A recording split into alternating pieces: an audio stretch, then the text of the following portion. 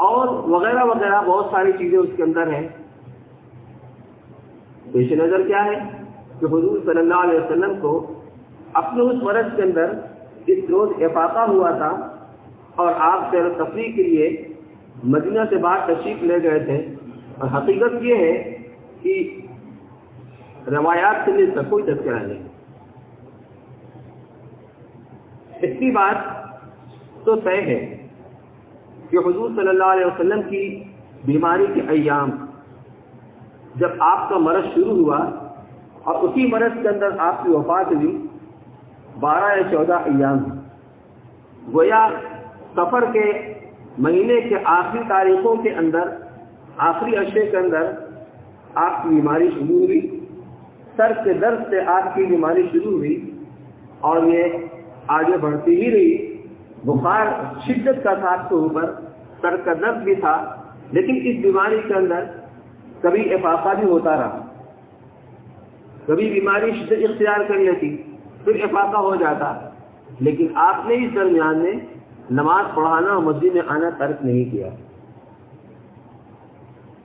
یہ بدھ کا دن ہے، وفات سے تقریباً 4-5 دن پہلے، اور یہ سفر کا آخری بدھ ہے۔ اس اعتبار سے آخری بدھ کہہ سکتے ہیں، یہ سفر کا آخری بدھ ہے۔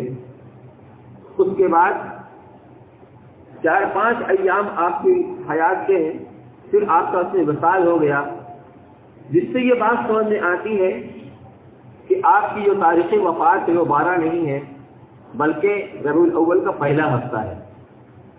اسی لیے مشہور تو یہی ہے کہ آپ کی تاریخ ولادت اور تاریخ وفات بھی یہ 12 ربیع الاول ہے۔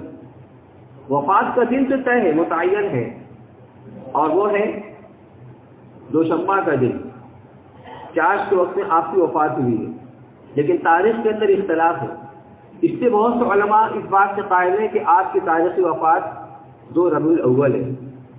بہرحال میرا یہ مقصد نہیں ہے، مجھے تو عرض یہ کرنا ہے کہ یہ چیز عوام کے اندر مشہور ہے، لیکن بدھ کا دن وہ دن ہے جس دن آپ کی بیماری نے شدت اختیار کی، بیماری آپ کی شدید ہوگی، بڑھتی چلی گئی۔ حضرت عبداللہ بن مسعود رضی اللہ تعالیٰ عنہ جب آپ کے پیشانی پر ہاتھ رکھا یا ہاتھ پر ہاتھ رکھا، کہا یا رسول اللہ آپ کو تو بہت زیادہ بخار ہے، جتنا 2 آدمی کو بخار ہوتا ہے اس کا مجموعہ آپ اکیلے کو ہے، تو کیا اس لیے کیا کہ آپ کے اجر کو بڑھایا جائے؟ کہا ہاں اسی لیے، اور ہم انبیاء کی جماعت کے اوپر اطلاعات اور مصیبتیں بھی بہت آتی ہیں،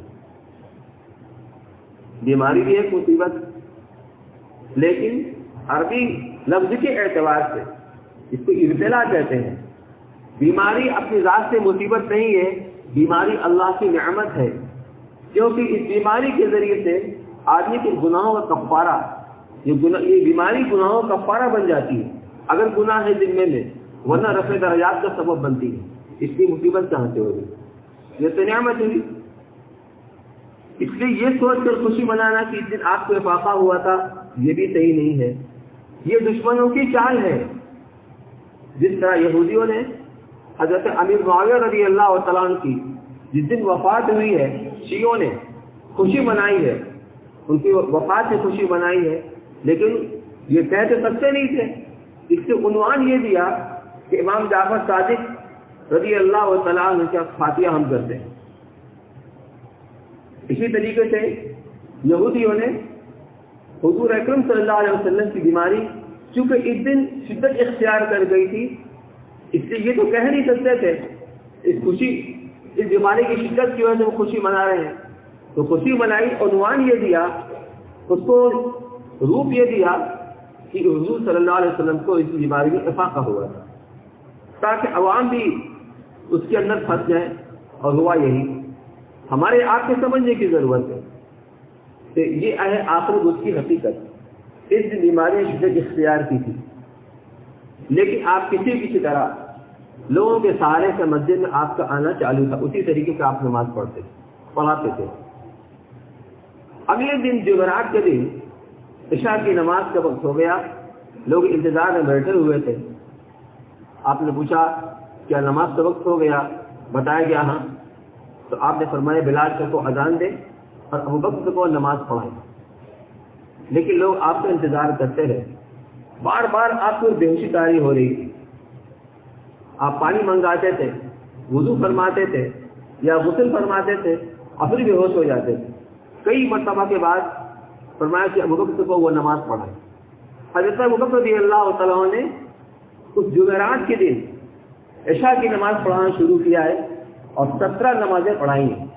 جمعرات کے بعد جمعہ, اس کے بعد شنیچر, اس کے بعد اتوار, یہ 3 دن 5 سے 15 نماز, یہ عشاء کی 16 اور دوشنبہ کے جو فجر کی نماز پڑھائی, یہ 17 نمازیں پڑھائی. 17 نمازیں. آخری دن دوشنبہ کے دن فجر کی نماز سے وقت حضور صلی اللہ علیہ وسلم کو ذرا افاقہ محسوس ہوا. یہ موت کے پہلے کا سنبھالا تھا اور ایسا ہوتا ہے. بہت سے ایسے مریض ہوتے ہیں آخری وقت میں جو ان کے تیماردار یہ سمجھتے ہیں کہ مرض کے اندر افاقہ ہو گیا, لوگ مطمئن ہو جاتے ہیں, اسی سے ان کو دھوکہ ہوتا ہے اور پھر اچانک ان کی موت ہو جاتی ہے. بہرحال مجھے یہ عرض نہیں کرنا ہے, مجھے تو یہ بتانا ہے کہ جن کی حقیقت کیا ہے.